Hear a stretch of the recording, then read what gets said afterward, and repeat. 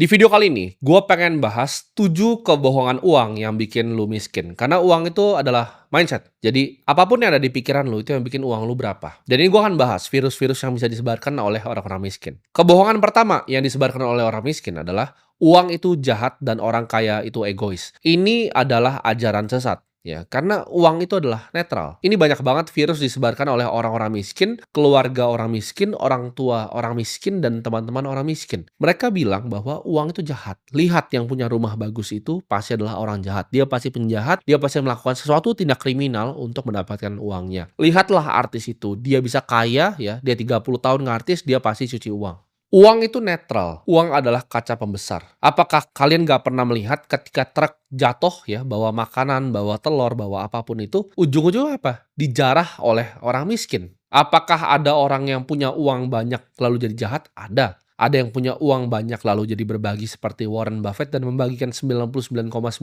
kekayaannya? Banyak juga. Orang yang bikin IKEA juga membagikan uangnya. Uang itu seperti api, bisa dipakai untuk memasak makanan dan bisa dipakai juga untuk membakar rumah. Jadi uang itu netral, jangan berpikir bahwa uang itu jahat. Satu-satunya yang ngasilin uang itu adalah hal jahat, cuci uang, korupsi, dan lain-lain. Itu adalah virus yang disebarkan oleh orang miskin. Semua itu selalu tergantung ke siapa yang memegangnya. Karena gue percaya kalau kalian pengen uang datang ke hidup kalian, kalian harus paham ya cara kerja uang dan kebenarannya tentang uang. Jadi jangan punya mindset bahwa uang itu adalah jahat dan orang kaya itu semuanya egois. Jawabannya enggak. Orang miskin juga banyak yang egois, banyak yang suka jarah orang lain. Malah kebanyakan kriminalitas di dunia ini dilakukan oleh orang miskin, bukan orang kaya. Yang kedua, kebohongan yang banyak gue dengar adalah kerja keras sama dengan kekayaan. Banyak sekali orang yang gue tahu kerja sangat keras tapi nggak pernah kaya-kaya. Kerja keras itu adalah sesuatu hal yang mulia dan itu adalah awal dari kekayaan. Ya gue bilangnya awal dari kekayaan, tapi bukan sama dengan. Bukan lu kerja keras pasti lu menjadi kaya, itu tidak. Dunia ini tidak bekerja dengan adil. Ada orang yang bekerja keras seumur hidupnya dari pagi sampai malam dan dia juga tidak kaya. Apalagi orang yang tidak bekerja keras sudah pasti tidak kaya.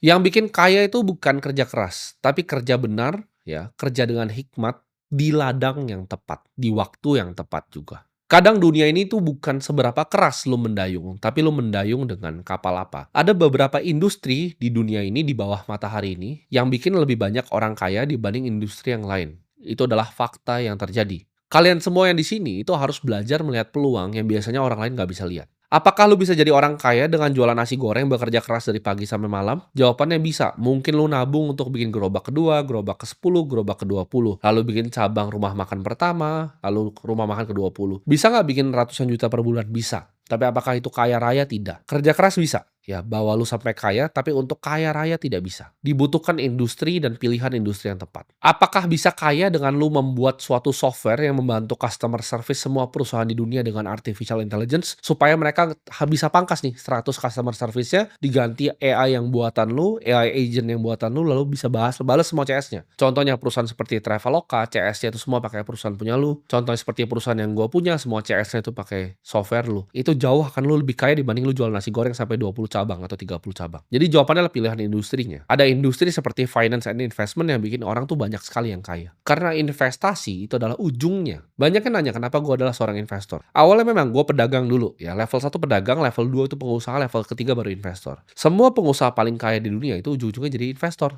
Ya, semua orang seperti Bill Gates ujung-ujungnya bikin Cascade Investments. Orang-orang seperti Jeff Bezos ujung-ujungnya bikin Bezos Expeditions. Semua yang usahanya besar sekali, Amancio Ortega, Sergey Brin, semuanya punya yang namanya family office mereka sendiri, even Michael Dell. Jadi kalau orang udah jadi pengusaha level paling tinggi, mereka jadi seorang investor. Mereka bikin family office, mereka harus manage hartanya yang banyak sekali ini. Jadi jawabannya kerja keras itu tidak sama dengan kaya, tapi kerja tepat di waktu yang tepat, di industri yang tepat, itu yang bisa bikin kaya. Yang ketiga, yang penting bisa nabung, nanti juga kaya. Menabung itu akan bikin lu jadi kehidupan yang stabil, bukan menjadi kaya. Gue kenal banyak temen yang quote on quote kita bilang cukup ya hidupnya, tapi hatinya justru penuh kecemasan. Yang dia lakukan hanya nabung, nabung, menabung, dan menabung. Tapi dia tidak pernah punya bantalan di hidupnya, bantalan investasi. Cukup itu dibangun di atas ketakutan, bukan kebebasan. Jadi orang yang cuma nabung tuh akan dapatnya cuman ketakutan, bukan kebebasan. Orang yang berinvestasi itu akan mendapatkan kebebasan. Dia, ya, gue bilang di sini, siapa mereka yang bisa membuat uang di saat mereka tidur, itu akan mendapatkan yang namanya kebebasan. Tapi menabung tuh cuma akan sampai cukup. Lu mau pengusaha, lu punya restoran besar, lu cuma menabung, itu akan cuma ujungnya cukup. Karena restoran yang lu punya, lu nggak tahu dalam 5 sampai 10 tahun lagi akan bangkrut atau tidak. Sedangkan seorang investor yang bijak, dia akan pakai uangnya untuk digandakan di saat dia masih tidur. Kaya itu bukan sekedar hanya punya angka, tapi punya pilihan. Pilihan itu datang dari lu justru menggali dari cuman ibaratnya rasa aman. Lu cari resiko yang lebih. Karena berinvestasi, di saat lu decide, oke, gue mau menginvestasikan 100 juta uang gue. Itu ada resiko yang lu ambil. Dengan lu berinvestasi, let's say di sebuah perusahaan. Di sebuah perusahaan yang terbuka. Itu ada resiko, ya. Resiko kerugian yang lu bisa ambil. Sedangkan orang cuma main aman, aman, dan aman. Dia cuma nabung di bank, nabung deposito, aman, aman, aman, aman, aman. Uangnya ini akan cuman dia seumur hidup akan jadi cemas. Uangnya cukup nggak? Uangnya cukup nggak? Sedangkan orang yang mengambil resiko lebih, itu yang berinvestasi, yang akan selamat. Karena jebakan dunia ini itu, orang yang nggak berani mengambil resiko, orang yang selalu mainnya aman, itu yang selalu berbahaya hidupnya justru. Keempat, mereka berpikir bahwa pendidikan formal adalah segalanya. Ketika mereka selesai kuliah, mereka selesai S1, mereka stop belajar tentang dunia. Banyak yang lo lihat S1 itu ujung-ujungnya tukang jualan gorengan, S1 ujung-ujungnya cuma jadi ojol. Kenapa? Karena mereka stop belajar ketika mereka sudah lulus. Mereka anggap dunia ini berhenti. Pendidikan formal segalanya, oke, gue udah lulus, gue berhenti belajar. Jalur itu dibuat sama orang tua kita, ya. Itu dunia lama yang sudah tidak ada lagi. Dengan perkembangan teknologi seperti ini, ya, gaji yang stagnan, itu lu akan cepat untuk mati di hidup ini. Kalau lu cuma ikut arus, lu akan tenggelam. Lu harus upgrade skill lu. Lu harus up to date dengan semua teknologi terbaru yang terjadi di dunia ini. Belajarlah menanam skill baru sebelum lapar itu datang. Kebanyakan orang itu baru belajar ketika sudah harganya terlalu mahal untuk berubah. Jadi jangan menjadi orang yang stagnan. Dan pendidikan formal bukan segalanya. Gue bukan orang yang punya pendidikan formal. Tapi sejak gue usia 15 tahun, gue udah fokus untuk belajar apa itu investasi. Gue udah belajar terjun ke capital market. Gue melihat perusahaan itu secara detail. Arus kas tuh gue lihat seperti darahnya.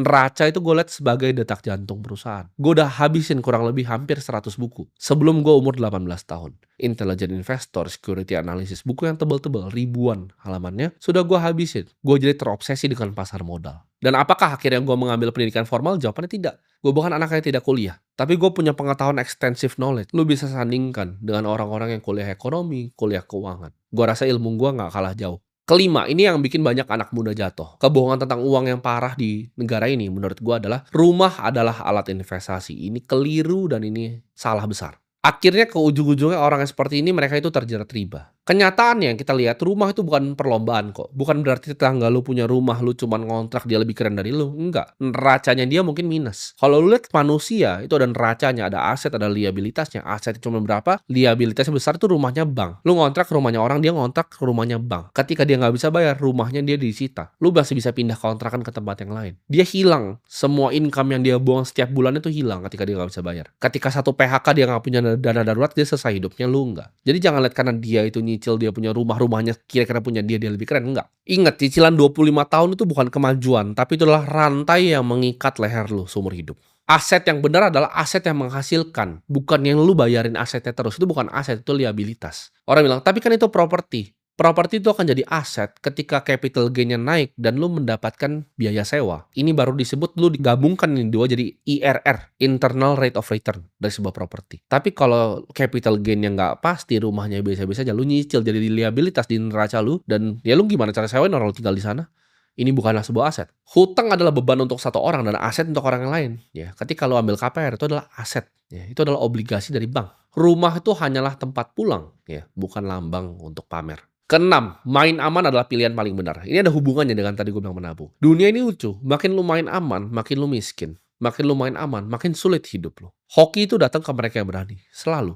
Saking takutnya kamu sama investasi, lu simpen semua uangnya ya di bawah bantal. Lu nggak berani berinvestasi di kripto. Lu nggak berani berinvestasi di saham. Lu nggak berani berinvestasi di bonds. Lu takut ya. Lu takut belajar hal baru, lu takut belajar teknologi baru. Lu cuman simpen semua uangnya di celengan ayam lu. Main aman itu bikin lu tua tanpa hasil. Nggak ada orang besar yang hidup di dunia ini itu main aman. Alexander the Great itu nggak pernah main aman. Warren Buffett itu nggak pernah main aman. Julius Caesar itu nggak pernah main aman. Napoleon Bonaparte pun nggak pernah main aman. Tidak ada yang main aman dan di dunia ini jadi manusia yang diingat. Lu harus ingat ya. Di semua di dunia ini, pertumbuhan tuh selalu butuh resiko. Lu mau bisa naik skateboard, lu harus berani untuk jatuh. Kalau lu nggak berani untuk jatuh, nggak berani untuk patah tulang, ya lu nggak akan jadi pemain skateboard yang handal. Lu nggak berani tabrak-tabrak orang pas main basket, lu nggak akan menjadi pemain basket yang handal. Di hidup ini mereka nggak pernah reward siapa yang main paling aman tuh enggak. Ketika lu punya ide untuk membuat sesuatu, lu decide, oke, lu cuma akan terus jadi karyawan. Dunia ini nggak akan baik untuk orang yang selalu cuma mikir jalan yang paling aman. Dunia ini akan reward siapa yang berani. Siapa yang berani masuk hutannya untuk mencari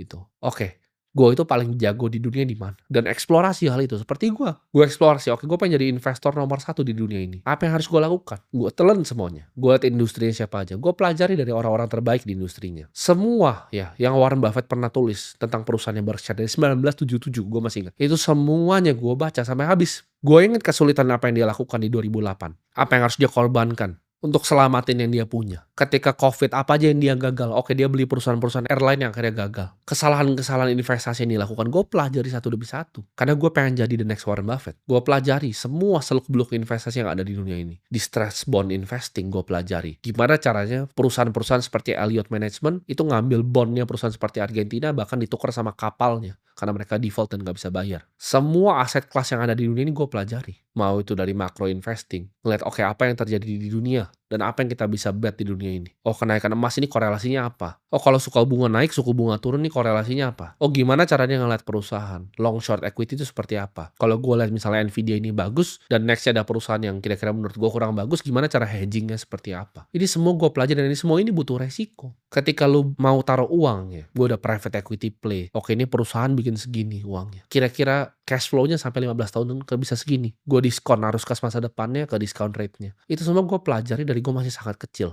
Gue nggak tiba-tiba bisa jadi seperti sekarang. Semua itu butuh proses dan ini bukan dengan gue main aman, enggak. Gue resikokan uang gue dan banyak sekali gue gagal dalam investasi. Investasi itu bukan game yang lu harus menang 100%. Lu menang 65% di investasi aja lu udah sangat jago. Dan uang lu akan berganda sangat banyak. Ini banyak orang-orang miskin yang keliru. Mereka pikir, oke, dia salah di investasi ini. Oh, gue bangga kalau gue salah di investasi. Karena dengan kesalahan itu gue bisa belajar. Dan hanya butuh 65% kok. Bahkan 55%. Karena lu harus selalu ambil bet yang asimetris. Resiko sekecil mungkin untuk mendapatkan sebesar mungkin. Dan kalau gagal pun ya udah gak masalah. Dicoba lagi. Banyak yang gue lakukan yang gue gagal.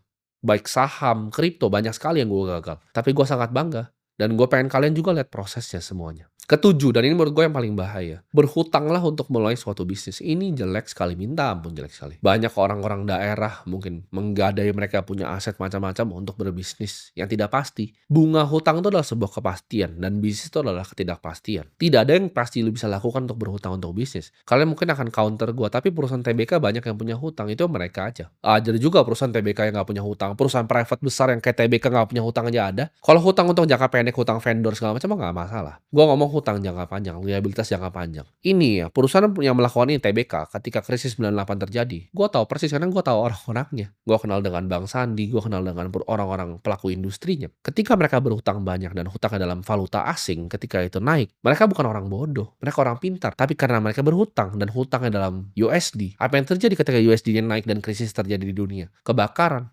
Ketika ombaknya kena tarik lagi, lu main di pantai nih. Ketika ombaknya kena tarik, lu akan lihat siapa yang berenang telanjang. Lu investasi nih, ya, pakai hutang, tuh ujungnya pasti bencana. Long term capital management, hedge fund terbesar di dunia, 100 PhD yang kerja, pakai hutang, pakai leverage, lu bangkrut. Orang yang main-main spek segala macam, pakai hutang, bangkrut ujung-ujungnya. Jangan pernah berhutang untuk investasi, jangan pernah berhutang untuk berbisnis, itu ajaran sesat. Buat investasi dan berbisnis saja ajaran sesat, apalagi untuk gaya hidup, untuk beli mobil, beli rumah, beli segala macam, udah. Stop gitu. Karena orang yang nggak pernah berhutang kayak gue lebih sulit untuk bangkrut. Gue bukan bilang nggak bisa untuk bangkrut, tapi gue lebih sulit untuk bangkrut karena gue tidak punya hutang. Hidup gue tuh tanpa hutang. Investasi gue semua ke nol, gue masih punya aset. Gue nggak punya hutang. Jadi hindari 7 kebohongan itu, gue yakin hidup lo akan berubah.